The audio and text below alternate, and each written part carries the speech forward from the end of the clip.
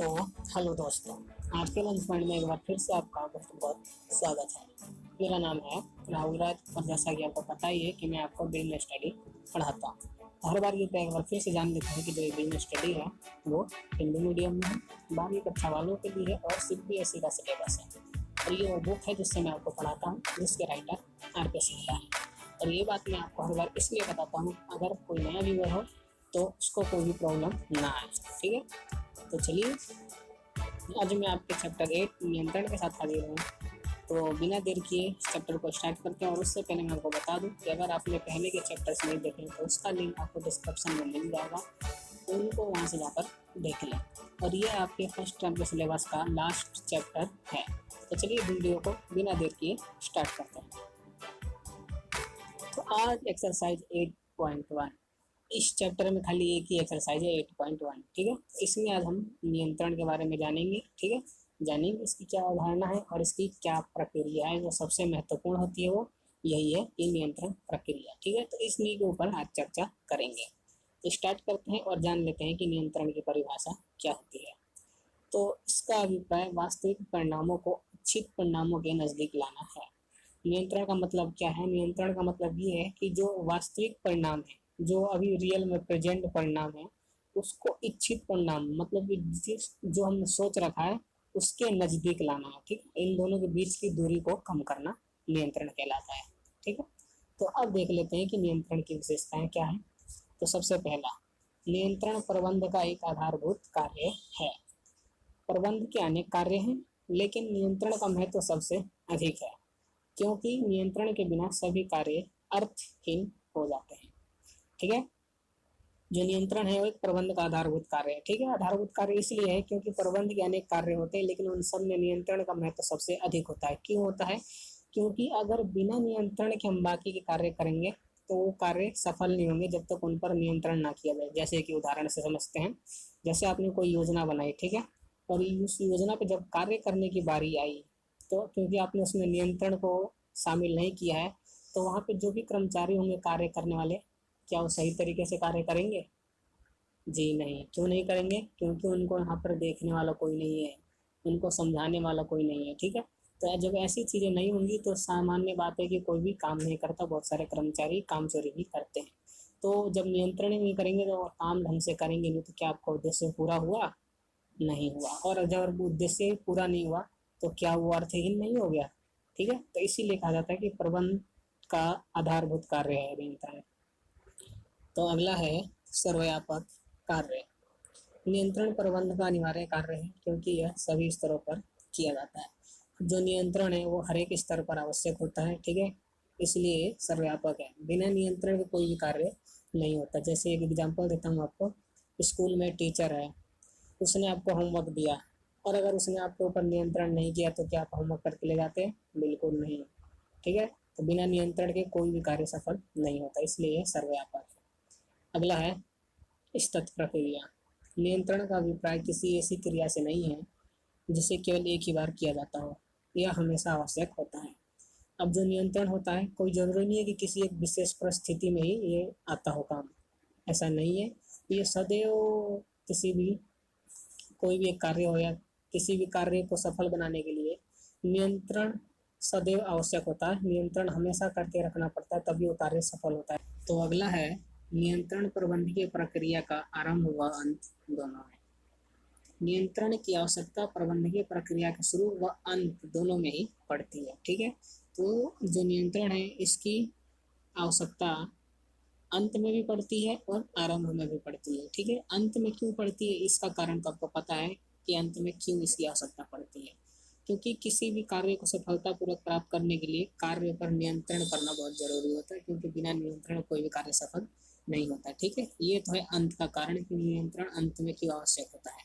अब जानते हैं कि नियंत्रण की आवश्यकता आरंभ में क्यों पड़ती है। तो मैं दोस्तों बता दूं आपको कि नियंत्रण की आवश्यकता आरंभ में इसलिए पड़ती है क्योंकि जो नियंत्रण में सुधारात्मक कार्रवाई की जाती है उसको आरंभ में देखा जाता है कि जो मतलब कि जो वर्तमान में गलतियां की जा चुकी हैं नियंत्रण में, उन गलतियों को दोबारा से ना दोहराया जाए। ठीक है, तो उसमें जो भी सुधारात्मक कार्रवाई की जाती है वो शुरू में की जाती है। ठीक है, तो इसीलिए नियंत्रण की आवश्यकता आरंभ में यानी शुरू में पड़ती है।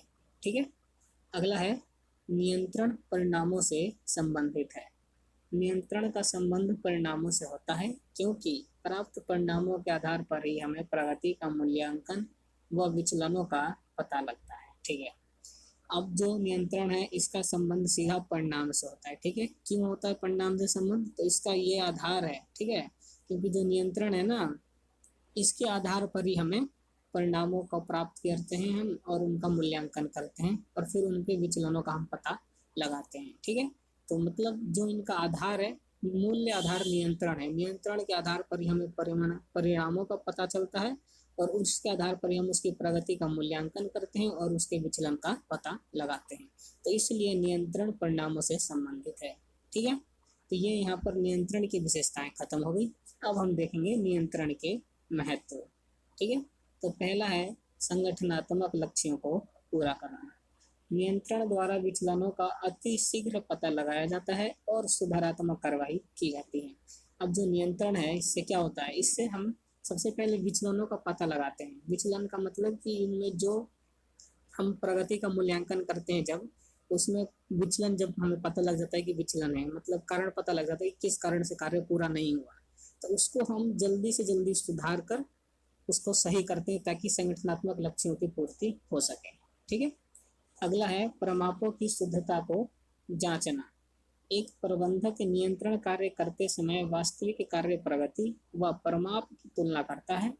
वो यह जांचता है कि कहीं निर्धारित प्रमाप सामान्य प्रमापों से अधिक या कम तो नहीं है। जब एक प्रबंधक नियंत्रण करता है तो नियंत्रण करते समय वो वास्तविक कार्य प्रगति और प्रमाप की तुलना करता है। ठीक है, मतलब जो उसने प्रमाप निर्धारित कर रखा है उसकी तुलना करता है वो वास्तविक कार्य प्रगति से। ठीक है, और वो ये देखता है कि क्या जो प्रमाप हैं वो अधिक तो नहीं है या कम तो नहीं है। ठीक है, अगर अधिक या कम है तो फिर वो उसमें सुधारात्मक कार्रवाई करता है। ठीक है, तो अगला है संसाधनों का कुशलतम उपयोग।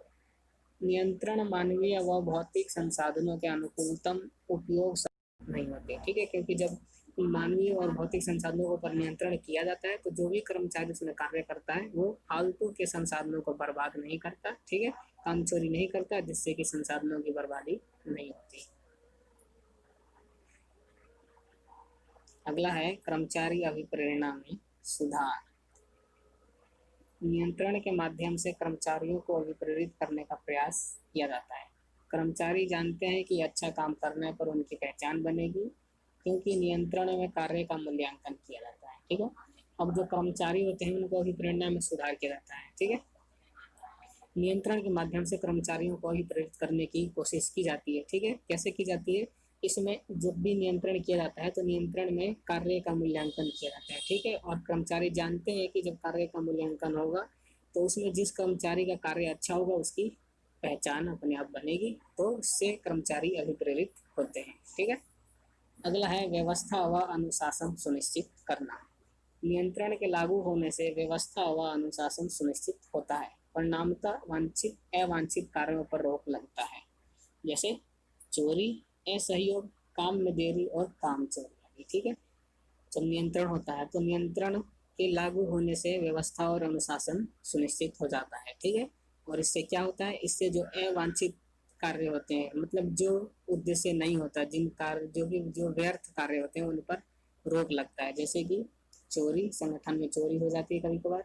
असहयोग, कोई एक दूसरे को सहयोग नहीं करता, कर्मचारी आपस में लड़ते हैं। काम में देरी, कोई भी कर्मचारी है जो कि काम को में देरी करता है, ज़्यादा समय लगाता है, और काम चोरी अगर कोई करता है, तो इन सारे कार्यों पर जो कि अवांछित कार्य होते हैं इन सभी पर विराम लग जाता है, ये रुक जाते हैं। ठीक है, अगला है समन्वय स्थापित करने में सहायक। नियंत्रण के माध्यम से यह पता लगाया जाता है कि क्या उत्पादन प्राप्त आदेशों के अनुरूप हो रहा है। यदि नहीं तो विचलनों के कारणों की खोज की जाती है और सुधारात्मक कार्रवाई द्वारा दोनों विभागों में समन्वय स्थापित किया जाता है।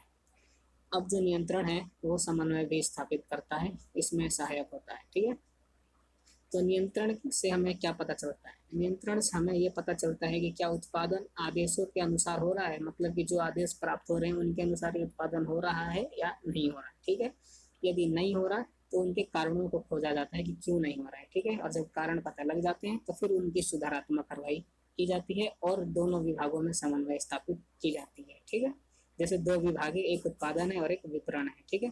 तो जो विपणन विभाग है उसने विपणन तो कर दिया, मतलब सामान का उसने एडवर्टाइजमेंट कर दिया, लेकिन जब ग्राहक दुकान पर सामान खरीदने आया तो दुकान पर सामान नहीं था, प्रोडक्ट खत्म हो गए थे, ठीक है। तो क्या हुआ यहाँ पर, इन जो दो विभाग हैं उत्पादन और एडवर्टाइजमेंट, इन दोनों में समन्वय स्थापित नहीं है, ठीक है। क्योंकि एडवर्टाइजमेंट वाला है जो, वो एडवर्टाइजमेंट करे जा रहा है, वो एक बार पूछ नहीं रहा है उत्पादन वाले से कि प्रोडक्ट है भी या नहीं है, वो करे जा रहा है, ठीक है। तो यहाँ पर क्या है कि इन दोनों में समन्वय स्थापित नहीं है, तो ये नियंत्रण द्वारा इन दोनों में समन्वय स्थापित करवा दिया जाता है, ठीक है, सुधारात्मक कार्रवाई द्वारा, ठीक है। तो ये यहाँ पर नियंत्रण की जो महत्व थे वो यहाँ पर समाप्त हो गए, ठीक है।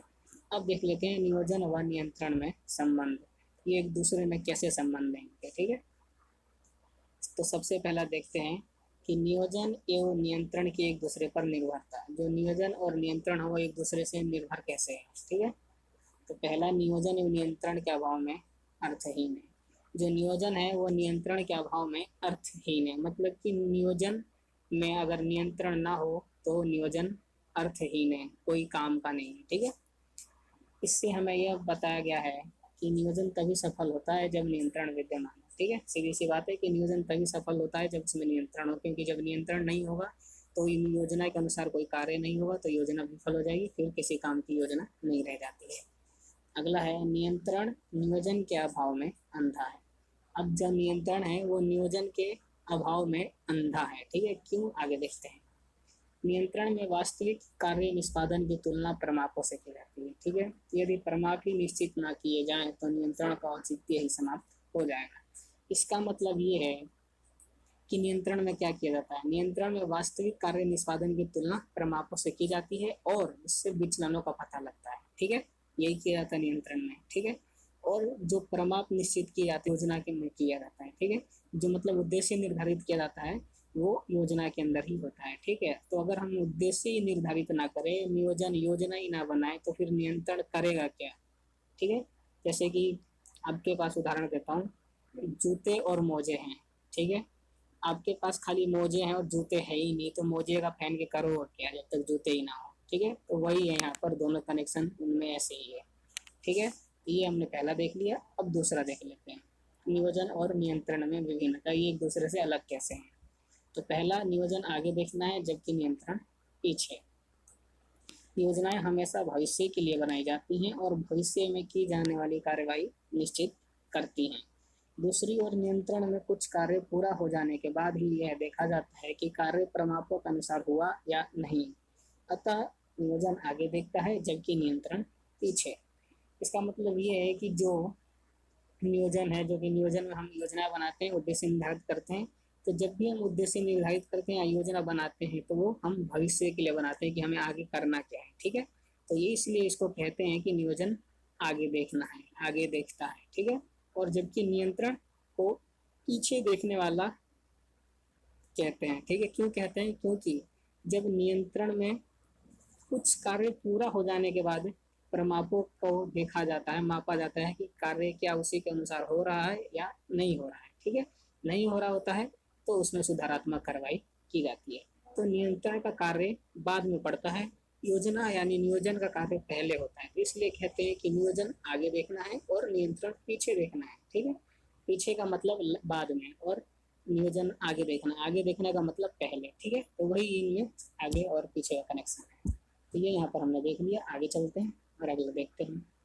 तो वो यहाँ पर आपका खत्म हो गया, ठीक है। उसके अलावा एक और है, यहाँ पर बता दूं, एक और है कि नियोजन प्रबंध का पहला कार्य है और नियंत्रण अंतिम कार्य है, ठीक है। तो ये लाइन से पता लग रहा है कि जो नियोजन है वो पहले होता है और नियंत्रण बाद में होता है, ठीक है। तो इसमें कोई खास बात नहीं थी, इसलिए मैंने यहाँ पर बताया।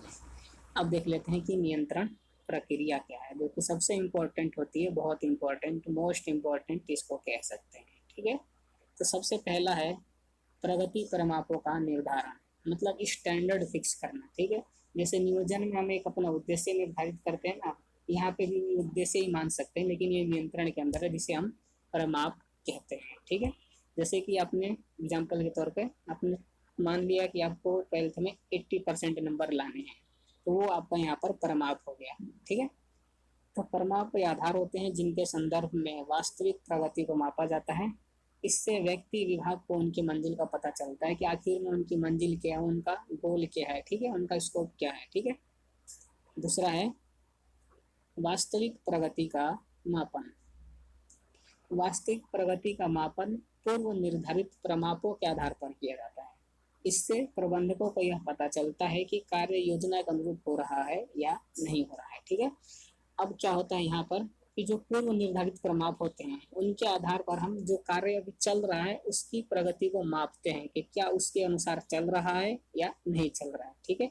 अगर नहीं चल रहा है या चल रहा है या नहीं चल रहा है तो फिर उसके कारणों को पता लगाया जाता है और फिर उसमें सुधारात्मक कार्रवाई की जाती है, जो कि अगले स्टेप है इसके कुछ, ठीक है। तो अगला देख लेते हैं तीसरा, वास्तविक प्रगति की प्रमापों से तुलना।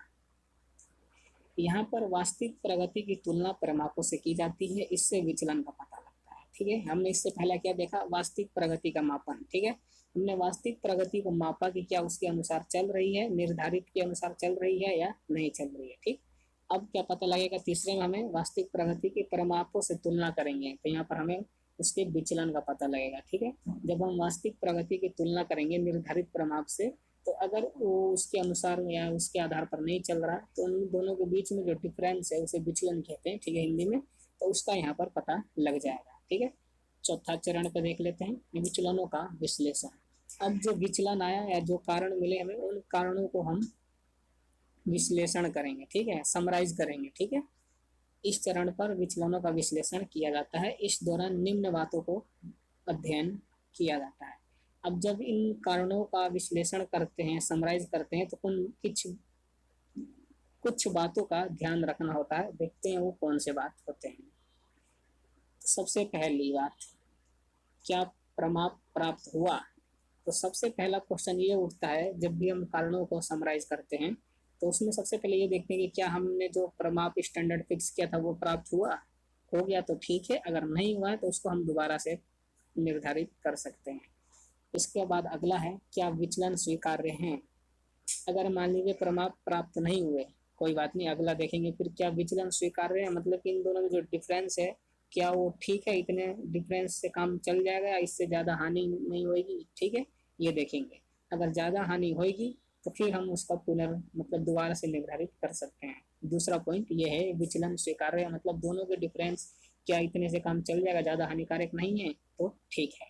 फिर अगले पे आते हैं, क्या प्रमाप स्वीकार्य हैं? अगर विचलन स्वीकार्य हो गया मतलब ठीक है, ज़्यादा नुकसान नहीं हो रहा, तो उसके बाद देखेंगे कि क्या हमारा जो प्रमाप है वो ठीक ठाक है। ठीक है तो ठीक है, और नहीं है तो फिर हम उसका दोबारा से निर्धारण करेंगे, जो कि अगला पॉइंट है, प्रमाप का पुनर्निर्धारण। अगर प्रमाप हमें स्वीकार नहीं है, जी नहीं है, तो बहुत ज़्यादा ही कम हो गए, तो हम उसको दोबारा से इसका स्टैंडर्ड फिक्स करेंगे, ठीक है। तो फिर उसके बाद जब पुनर्निर्धारण कर लेंगे तो फिर से वही पिछले जो 4 स्टेप्स हमने पढ़े प्रक्रिया वही दोबारा से स्टार्ट हो जाएगी यहाँ से, ठीक है। तो ये यहाँ पर हमने विचलनों का विश्लेषण कर लिया। अब लास्ट में आता है सुधारात्मक कार्यवाही, ठीक है। इस चरण पर सुधारात्मक कार्यवाही द्वारा वास्तविक प्रगति को अपेक्षित प्रगति के अनुकूल बनाया जाता है, और इन दौरान दो बातों का विशेष ध्यान रखा जाता है। तो सुधारात्मक कार्यवाही में क्या होता है?